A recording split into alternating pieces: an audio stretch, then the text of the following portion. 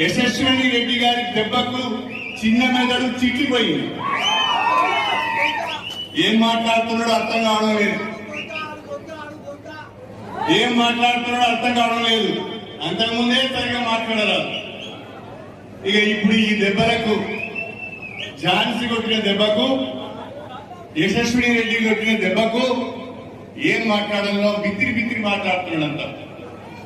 అంత అయోమయంగా మాట్లాడుతున్నాడు. అందుకనే పాలకుర్తి ప్రజలకు, కాంగ్రెస్ పార్టీ కార్యకర్తలకు మీరు ఇచ్చిన తీర్పుకు, మీ అందరి కష్టానికి శిరస్సు వంచి నమస్కారం చేస్తున్నారని చెప్పి మేమైతే ఊహించలే. ఆ ఓటమి మామూలు ఓటమా?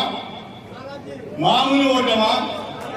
ఆత్మహత్య చేసుకునేంత పరిస్థితి తీసుకొచ్చింది.